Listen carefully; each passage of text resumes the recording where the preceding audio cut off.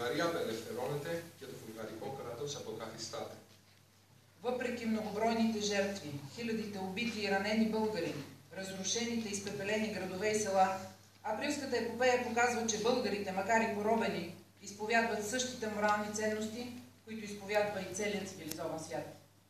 Παρόλες τις χιλιάδες θύματα και τραυματίες, τις κατεστραμμένες πόλεις και χωριά, η απριλιανή εξέγερση αναδεικνύει τις υψηλές ηθικές αξίες του βουλγαρικού λαού, όπως και όλου του υπόλοιπου πολιτισμένου κόσμου. Поклон пред паметта на всички, дали живота си за свободата на България. Υπόκληση στον ηρωισμό όλων εκείνων που αγωνίστηκαν και έδωσαν τη ζωή τους. Хиляди българи в годините на робството, кръвта на децата, сълзите на майките, клетвите на мъжете. Κανείς δεν μπορεί να αρνηθεί τα θύματα, τη γενοκτονία, τη βία κατά της ζωής, τη θέληση και την πίστη χιλιάδων Βούλγαρων στα χρόνια της σκλαβιάς, το αίμα των παιδιών, τα δάκρυα των μητερών και τους όρκους των ανδρών. Нека помним всички знайни и незнайни достойни българи, пролели кръвта си, за да имаме право днес ние да се наричаме българи.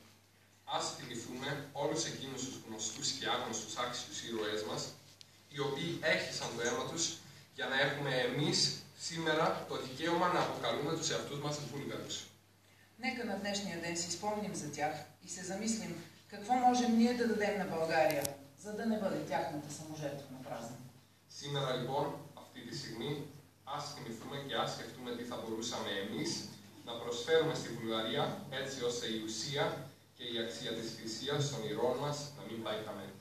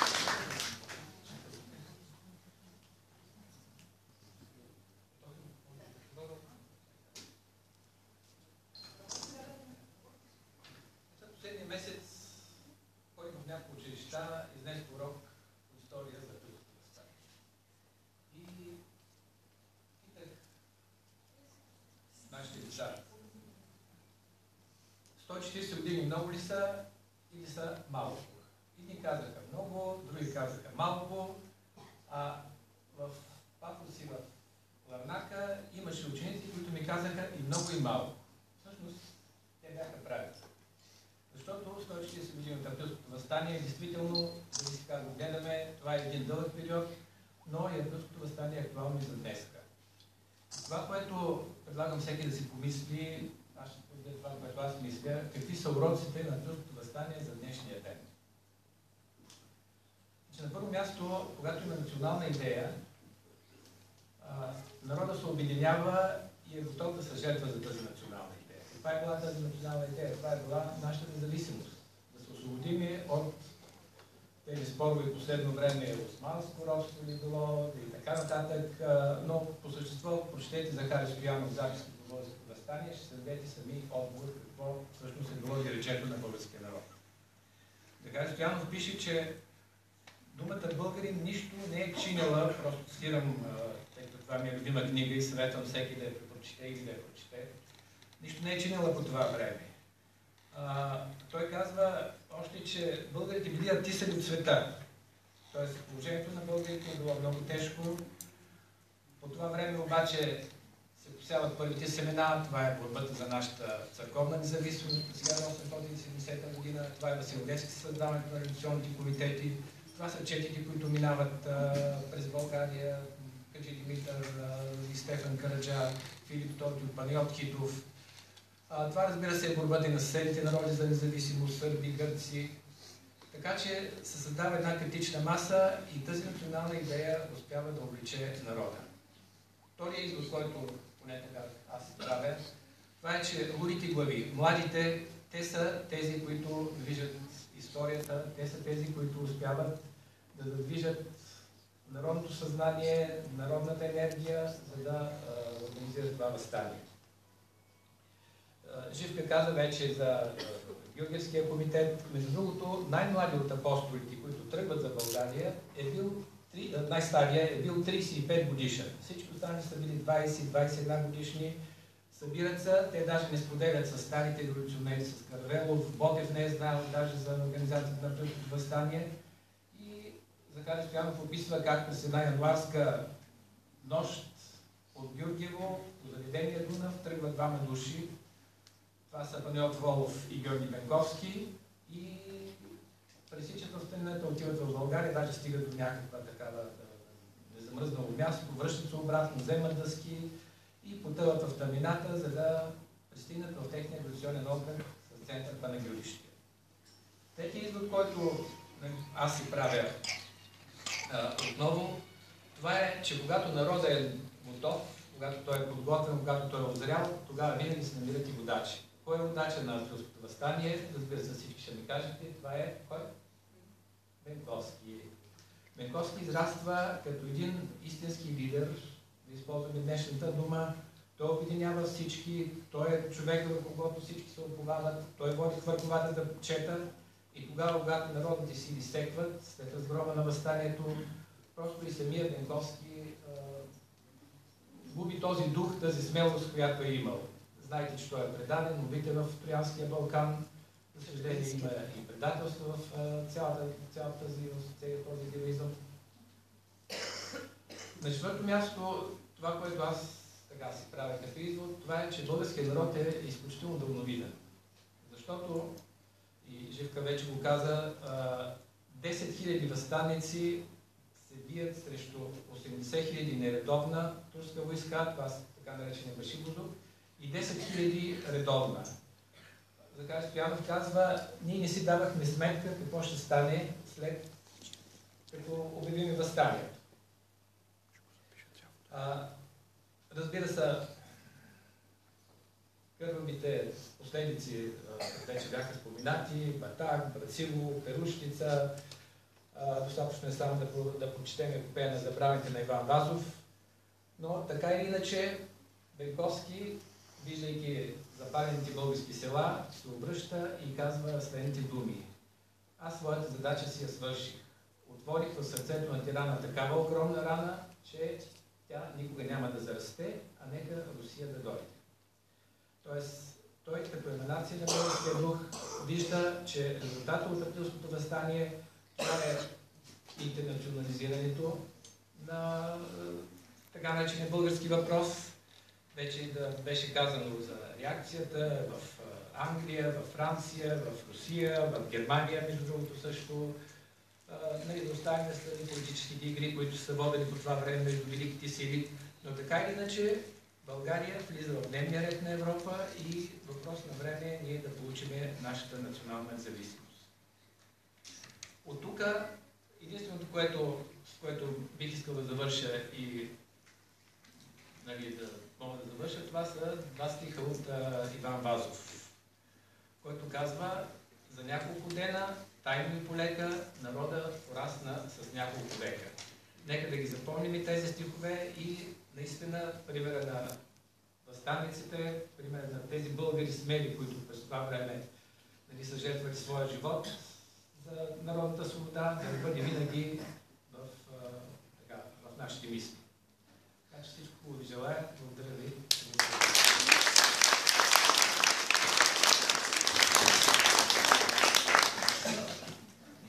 Април. Име, което буди сълзи и гняв. Име, което звучи като тръба, разбудила мъртъвци. Име, което значи смърт и кръв и ужас. И вечна слава. Име, което историята крещи през вековете. България е раждала личности, предводители, гении, хора, които са се погрижили българите да не забравят кои са. Дори когато е нямало България, българинът е бил патриот. Земята на предците ни е родила героизма в сърцата на хората. Онзи героизъм, който те кара да осъзнаеш, че нещо струва повече от страха, от инстинкта за самосъхранение, от импулса да предадеш другия, за да запазиш себе си. 5 века борба е водил всеки българин, всеки ден, всеки час, за да не забрави, за да не предаде сърцето си на страха, за да оцелее, за да издържи. 5 века търпеливо очакване да бъде разровена жаравата и да роди пламък, в който да изгори всичко и от пепелта да се възроди България. Годината е 1876. Денят 20 април. Една паметна дата в българската история. На този ден, преди 140 години, един народ се вдигна срещу цяла империя в името на свободата.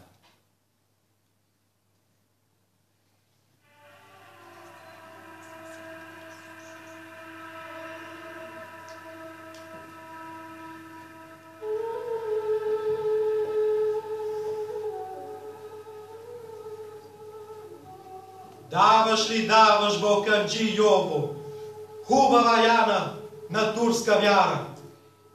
Море, войводо, глава си давам, Яна не давам на турска вяра. Отсякоха му и двете ръце, да пак го питат и го разпитват. Даваш ли даваш, Балканджи Йово, хубава Яна на турска вяра?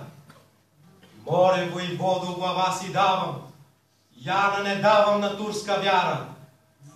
Отсякоха му и двете нозе, да пак го питат и го разпитват. Даваш ли даваш, Балканджи Йово, хубава Яна на турска вяра?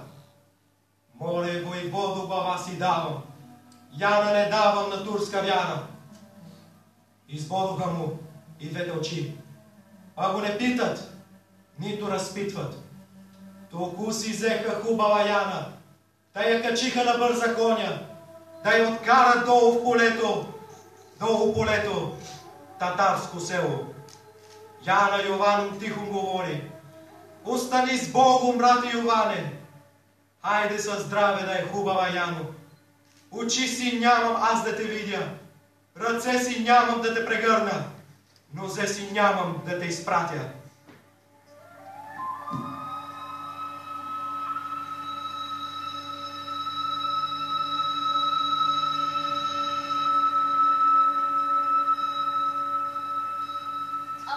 Бяха страшни под небето, тираните бездни вървуваха веч.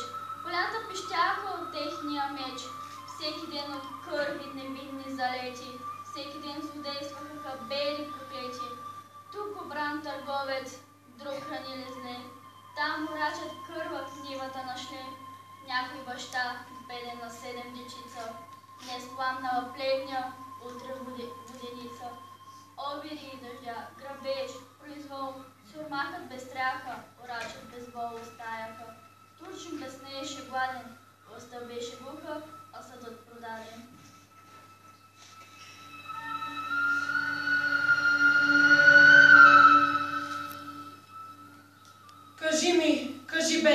народе?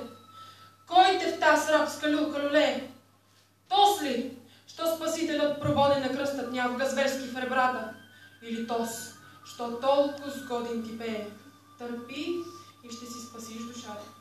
Той ли? Или някой негов наместник, син на Лойола и брат на Юда, предател верен и жив предвестник на новите глила за сиромаси, нов Кърджалиев, нова полуда, кой продал брата, убил баща си.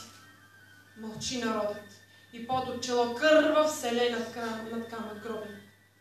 Кръстът е забит в живо тело, ръжда разяжда глозгани кости. Смок е засмукал живот народен, смучат го наши и чужди гости.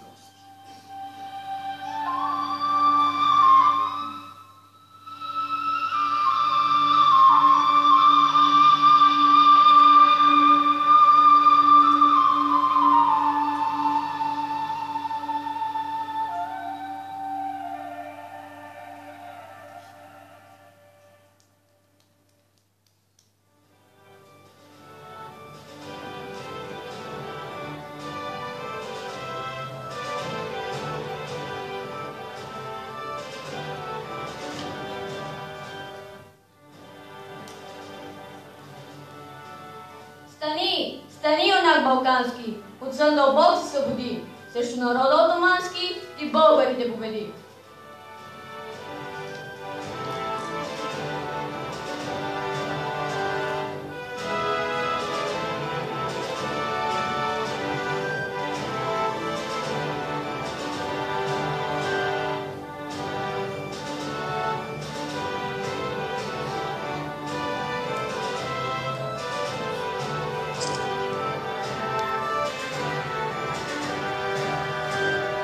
Стане лева наш балкански, от него вятър да повей, да полумесец отомански, от тъмен облак затъмней.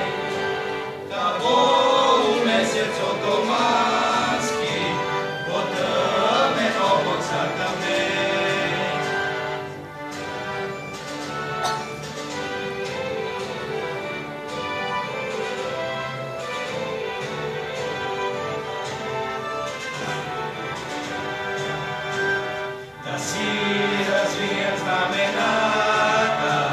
Да светне нашата земя, да си прославим имената, да гинат турски племена.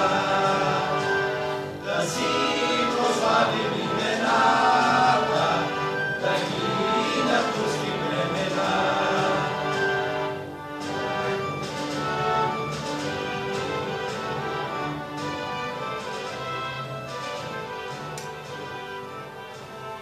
О мой Боже, прави Боже, не Ти, що си в небесата, а Ти, що си в мене, Боже, мен сърцето и душата. Всели всеки му, Боже, любов жива за свобода, да се бори кой как може срещу душманите на народа. Подкрепи и мен ръката, та кога възстане робът, предоведе на борбата, да си найде и аз гробът. Мечом са българи своя свобода изгубили. Мечом пак трябва да я добият.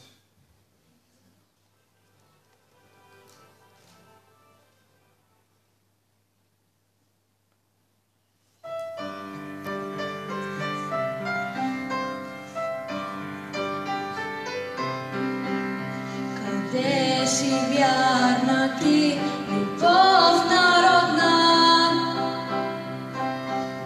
Къде блестиш ти, искра любородна?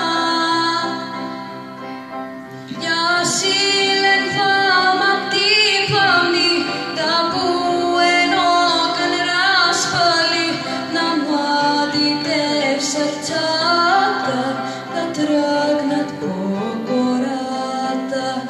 На младите в сърцата, да тръгнат по гората.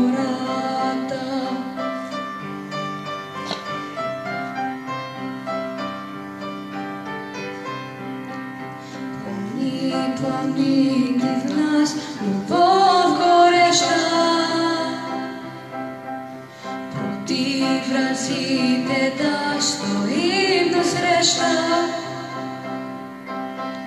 да викнем всички с глас голям, по всички як почам Балкан.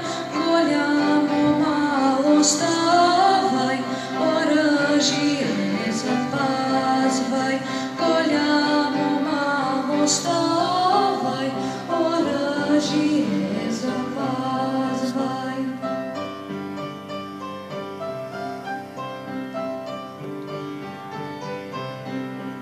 За нашето Отечество и слава, за нашата свобода и държава, да си пролеем си кръвта, да си добием волността от нашите тирани, безверни мюсюлмани, от нашите тирани, безверни мюсюлмани.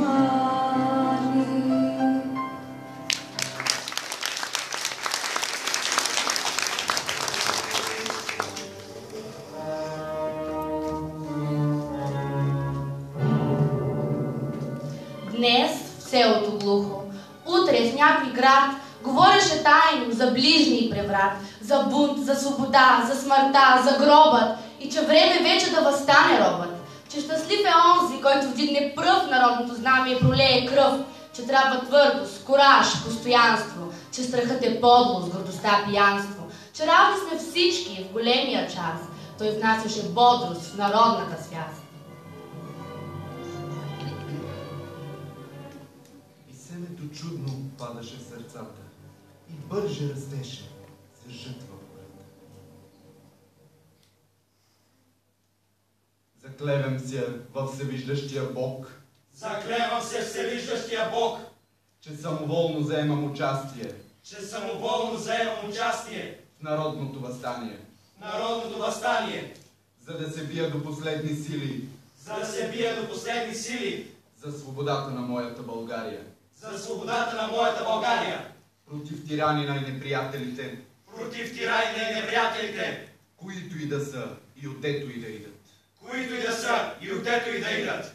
За неприятел на Отечеството си считам турското правителство и всеки го, който вдигне оръжие против нас. И всичките предатели. Ще се боря с оръжие в ръка. Против неприятелите на Отечеството си. Докъде падна мъртъв. Или смъртно ранен. Но жив няма да се предам. Наистина, заедно с напредването на пролетта и революционното кипение напредваше гигантски. Цяла Западна Тракия, главната му област, приличаше тая пролет на един вулкан, който издаваше глух тътен предвестник на избухването. Рояк апостоли и проповедници кръстосваха планини и полета и организираха борбата. Те намираха навсякъде добър прием, обятия разтворени, за да ги прегърнат, сърца открити, да ги чуят. Един народ, жаден за великото слово на свободата, нетърпелив да понесе кръста си на Голгота. Една дълга върволица от предтечи сеятели беше прегазила вече духовната нива на България и хвърлила там семето на самосъзнанието. Тая дивна върволица, която захващаше от Паисий, един калугер и се заключва с Левски, един дякон, два светци, беше засеяла и наторила вече нивата. И първият беше благословил от височината на Атон, последният от височината на Бесилото. Прочее, въодушевлението растеше и заливаше всичко. Всеки ден то взимаше нови размери и нова сила, и заедно с него приготовленията. Старо и младо беше се заловило за работа. Селяните не доораваха нивите, за да леят крушуми, и гражданите зарязваха търговията. Тайни пощи сновяха денонощно между разните комитети и централния в Панагюрище, както тайните полиции следяха явните. Младежите излизаха на военно обучение с пушки под командата на стотници и десетници. Жените тъчаха на вуща, плетяха върви за тях и увиваха фишеци. а бабите месеха и печеха сухари. Чизмарите работеха само чанти, цървули, паласки и други бунтовнически потреби. Самите селски ветили, бирниците, кметовете и други официозни лица взимаха ревностно участие в приготовлението. Лудите, те да са живи. Борбата бе близо, близкото далеч. Очите с очите се срещнаха с Кришно и да се разбират словото бе лично. Тайната бе обща. Мракът и нощта свидетели бяха на много неща. И като някой демо подземен и мощен, чукът на ковача разпираше нощен. Желязото меко и светлия жар излише утром на морска в ханджар. Младите крояха убийци хайдушки, продаха всичко, купуваха пушки. Търговците бледи за стоя голям, оловото само продаваха там. И в избите с Кришно с шъпот и гуми, младите хлапаци леяха куршуми. Няколко дена, тайно поле, народът порасна на няколко. Треснете, турси! Пукнете! Излезе Райна Попова, знамето да си развее, очите да ни отвори. Излезе Райна Попова, на бяла коня бяната, с обойна петър за пета, в честата гора Букова. Излезе Райна Попова, четата да се собери, борбата да се започне, за пусто право човешко, ко слънце да не загрее.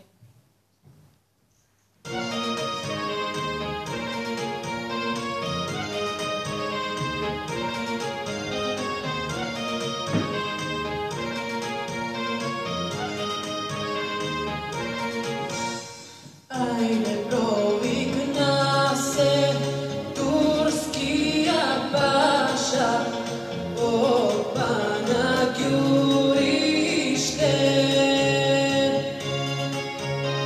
Айде видете и я доведете Райна Попгеоргиева.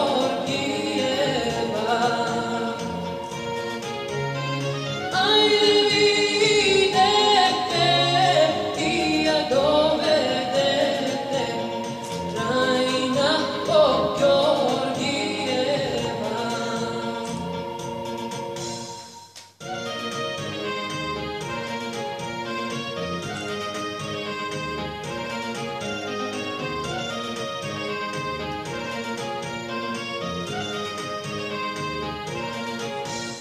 нито я колете, нито я бесете, най-при мене доведете я. Аз и да я питам, и да я разпитам, кой ушиба ръка. Кой ушиба ръка, кой му тури знака, смърт или свобода.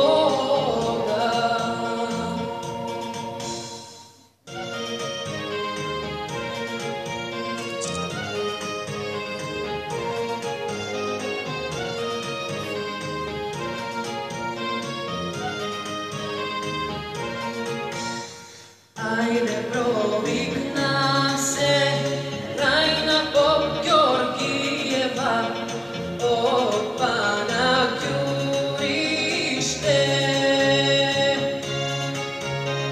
Аз уших байряка, аз му турих знака, смърт или свобода.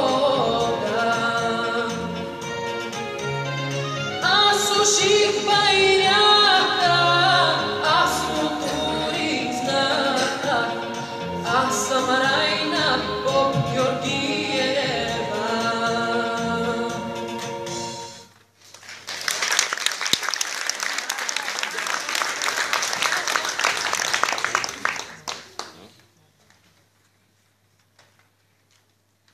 Братя, вчера пристигна в село Неджепага, из Пловдив, който поиска да затвори няколко души заедно с мене.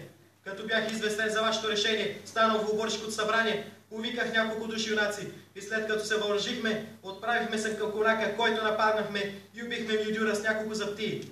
Сега, когато ви пише това писмо, знамето се развя пред конака, ушките гърмят, придружени текат на черковните камбани, юнаците се силат един друг по улиците. Ако вие, братя, сте били истински патриоти, апостоли на свободата, то последвайте и нашия пример и в Панагюрище. Копривщица, 20 априли 1876 година. Тодор Каблишков. Боят настана, духът сърца ни, ето ги близо нашите душмани, да задружи на вярна свободна, ние сме черая покорна. Да задружи на вярна свободна, ние сме черая покорна. Ние, братя, Бог е с нас, кажа Борода, бой за чест и свобода, за народа. О, моя родина, земя си красна райска градина. О, майко моя родина мила, земя си красна райска градина.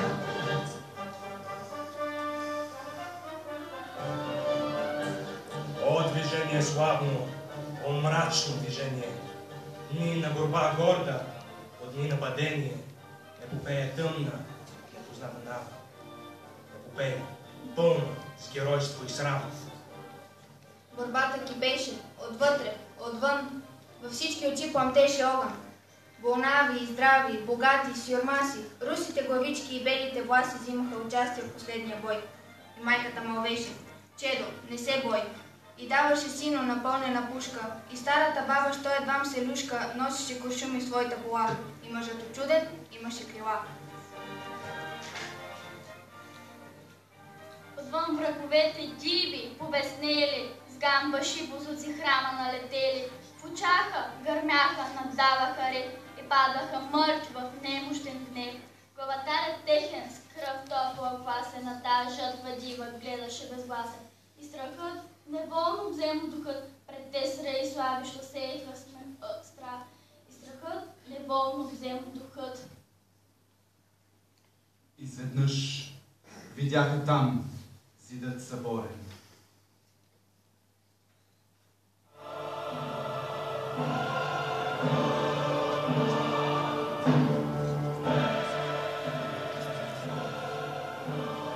Перушице бледна, гнездо на герой, слава, вечна слава на чедата твои, на твоята пепел и на твоя гроб, дето храбро падна възстанали роб. Слава теб, че ти се удържа до крайност и бори се в пушек и падна със сяйност. Ти борбата черна и пред турски гнев издигна високо твой свилен лев и глава не клюмна и меча не даде и твоята светина срамно не предаде и нашата свобода ти освети и за толкова жертви гордо отмъсти.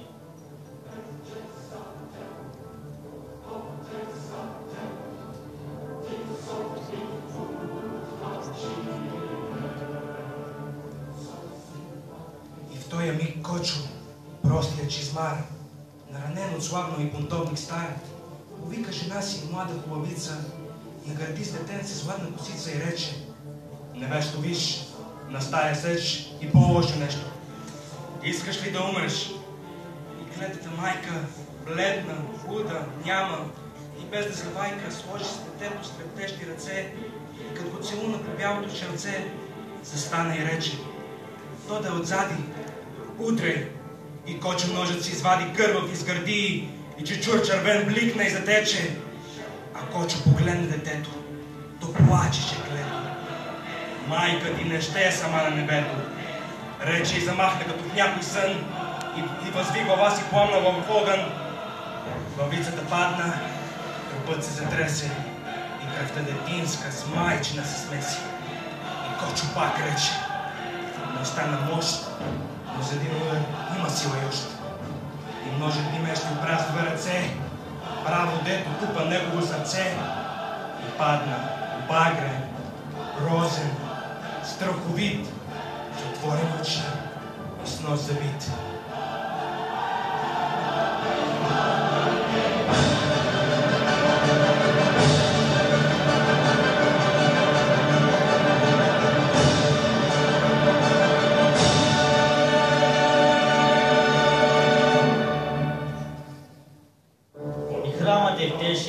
от моми, невести, как параха в кръви или в безчести. И Господ от свода, през гъстия дим, гледаше на всичко тих, невъзмутим. Брацигово падна, Зреславко битви. Както вред борбата, почена с молитви, с надежди и песни, и свърши с погром. Ватак се предаде, уви по-тежком. Копривчица легна при първата буря. Топът черешови не спаси клисура с високите урви. Бледната зора видя в кръв и в пламък след средната гора. Панагюрци храбри, след 10 дни горди, откриха вратите на мръсните орди.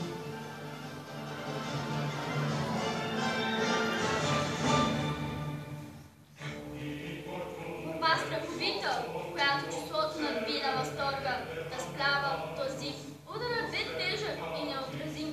Бунтът се удари, паника ужасна, де всичко високо падна и угасна.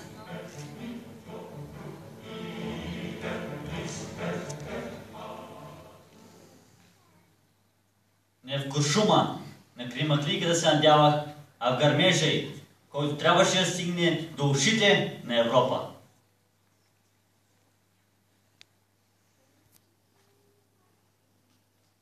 Моята цел е постигната вече. Сърцето на тиранина, аз отворих такава люта рана, която никога няма да заздравее. А на Русия, нека тя заповяда.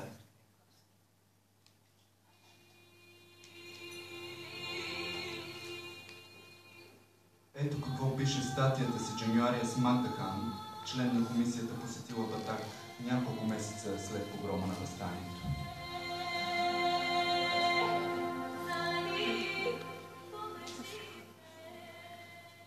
Градчето лежеше на разстояние от 100 ярда по-надолу. Не беше оцелял нито един покрив, нито една стена. Всичко бе маса от развалини.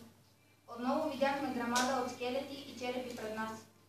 Забелязахме, че всичките са малки и че парчетата облекло, смесени между тях и пръснати наоколо, бяха части от женски принадлежности. Тогава всички черепи бяха отделени от останалата част на кост. Почти всички скелети бяха без глава. Тези жени до една са били обезглавени. Ние се спуснахме към града. Батак е бил селище от 900 къщи и с около 8 или 9 хиляди жители. Сега вече се приближихме към черквата и училището. Земята тук е покрита с скелети, по които висят парцали от дрехи и парчета изгнило месо. Въздухът е тежък, вонящ до припадък миризма. Под камъните и буклука, които покриват пода на височина от няколко фута, лежат костите и пепелта на 200 жени и деца, живи и сгорели между тези 4 стени. Бреговете на рекичката са били по едно време буквално покрити с трупове на мъже и жени, млади момичета и деца, които са лежали там, разтапващи се на слънцето, изяждани от кучетата. Но милостивото небе е изляло пороен дъжд над тях, малката рекичка предошла, отвлякла телата и ги разпиляла надолу по своите брегове, през тесните канари и стръмните дефилета, под дебелите клони и сенчестите гори, на 40 мили разстояние, чак до пещера и дори до пазарите. Влязохме в черковния двор. Миризмата тук беше толкова лоша, че беше почти невъзможно да се пристъпи. Казаха ни, че тук, само в този малък черковен двор, лежат 3000 души и ние можем добре да го повярваме. Това беше ужасяващо зрелище. Картина, която ще ме преследва цял живот. Това, което видяхме вътре, е ужасяващо до безумие, дори за мигновения поглед. Безброй тела, изгорени и овъглени, почернели тленни останки гниеха и изпълваха до половина самата черква. Обходихме селището и видяхме същите зверства стотици и стотици пъти. Навсякъде ужаси след ужаси. От всички турски безумия и глупости, оставянето на тези тела да лежат тук и да гният в продължение на 3 месеца непогребани е вероятно най-безумното и най-глупото. Ние говорихме с много хора, но нямахме сърце да изслушаме в подробности историите на много от тях. Казаха ни, че голям брой деца и млади момичета били отвлечени. Знаеше се в кои турски села те са задържани, но турците отказваха да ги върнат на родителите. Ние попитахме за историята на черепите и костите, в които видяхме горе на хълма при нашето пристигане в градчето. Там, където кучетата лаяха по нас. Казаха ни, че това са костите на около 200 млади момичета, отначало допленени и специално запазени за съдба по-лоша от смъртта. Те били на разположение на своите поробители в продължение на няколко дена. Изгарянето и разграбването на града не можело да стане за един ден. И през цялото това време, до последния ден, те са били подлагани на всичко възможно, което горките, безпомощни и треперещи момичета са могли да живеят в ръцете на брутални диваци.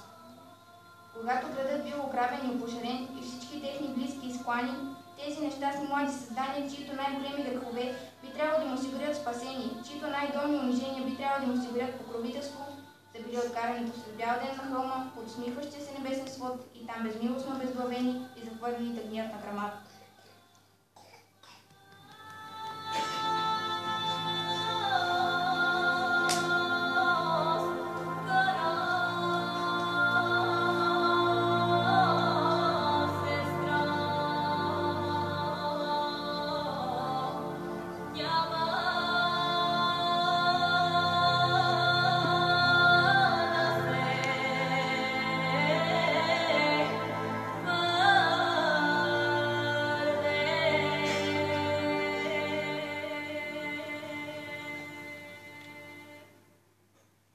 Гарибалди, впечатлен от жестокото потушаване на априлското въстание през 1876, публично заклеймява османския деспотизъм. Той изпраща писмо до българското централно благотворително общество в Букурещ. Италианският народ храни към вашия народ, заслужи симпатии поради неговите злощастия и поради неговия героизъм. Скърбя, че не мога лично да участвам в вашите борби. Постоянно за вашата света мисия и съм ваш Джузепе Гарибалди.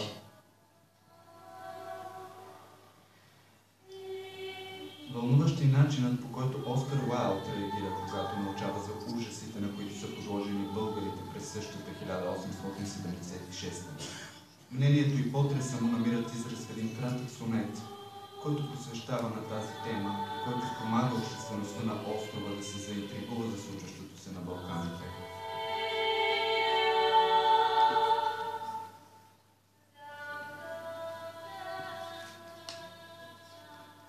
Исусе, жив ли си или в земята почиват още костите ти бели? И Твоето възкресение не бе ли сън само, сън на грешниците свят?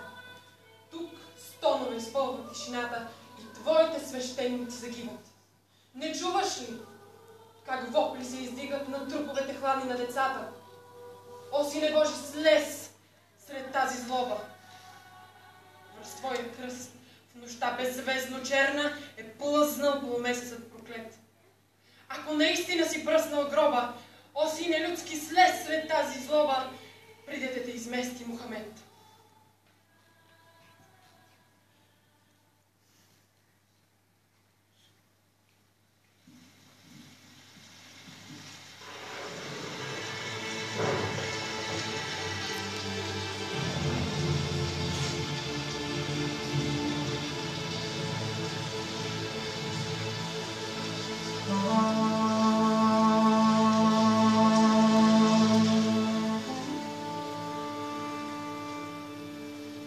Батак съм, чичо.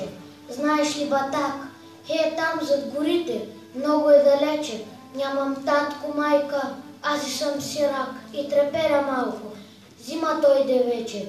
Ти, Батак, не си чул, а аз съм оттам. Помня го клането и страшното време. Бяхме 9 братя, а останах сам. Ако ти разкажа, страх ще те съвземе. Като ги изклаха, чичо, аз видях, с топор ги сечаха. Ей, те на дръвника, а аз и плачех и ме беше страх. А само Бачо Пеню с голям глас извика и издъхна Бачо. А един хайдук баба ми заклая под вехтата стряха и кръвта потече и знаеше и Капчук. А аз и бях малък и мен не заклаха. Татко излезе из къщето газ, с брат в ръцете и нещо продума, но те бяха много и пушнаха за в час. Той падна във знак, убил куршума. А мама изкочи откъде не знам, на татка фана да плаче, да вика, но ние скълчиха с един нож голям. Ето за това съм, чичо, аз сега си раче. Абе, много страшно там да бъдеш ти. Не знам, що не щяха и мен да заколят, но плевнята плавна и взе да пръщи. И страшно мучиха кравата и вола. Тогас попягнах пъчешком навън. Но после, когато страшното замина, Казаха, че в оня големия огън е изгорял и Вуйчо, и дядо изтрина.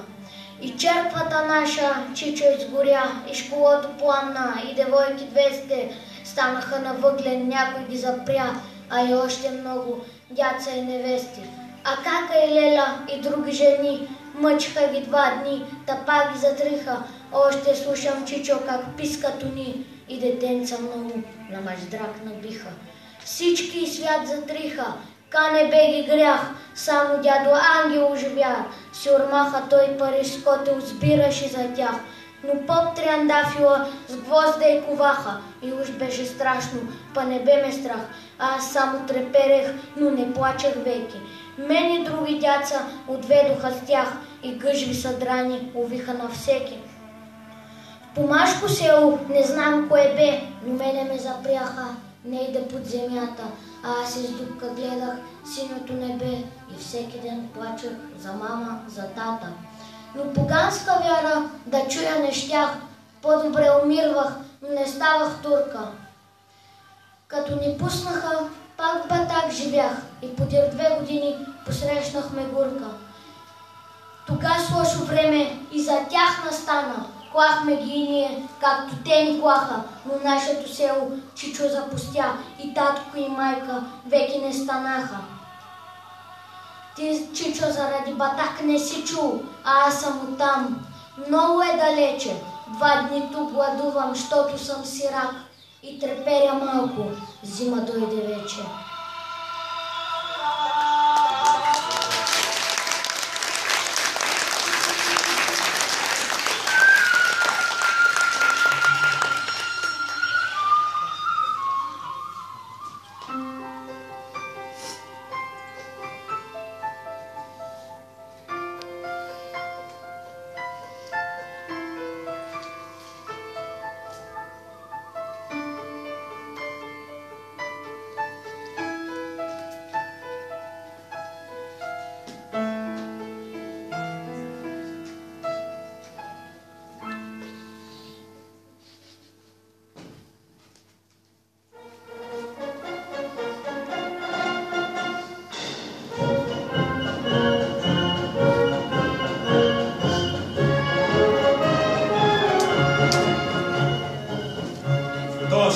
Който падне в бой за свобода, той не умира.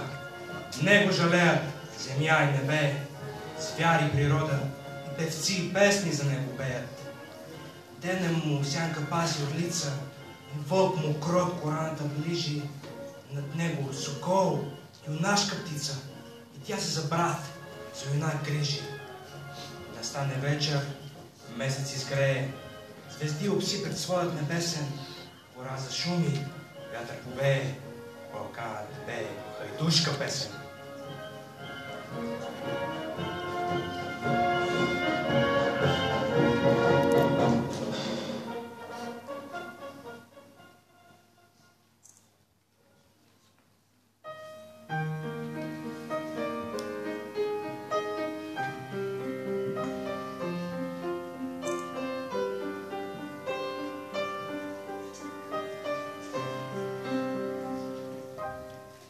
Хубава си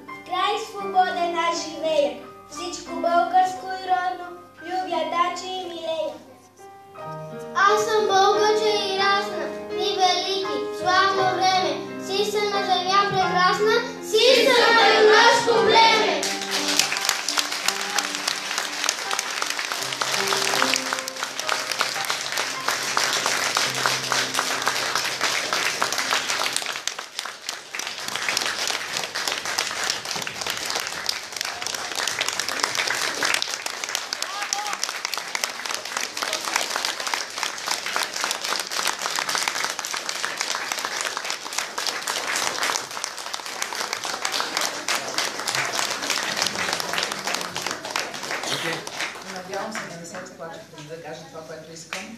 Най-напред благодарности на посолството, на кметство Паралимни, на Стела, Милена и Теодора, които помогнаха за преводите, и най-много на децата.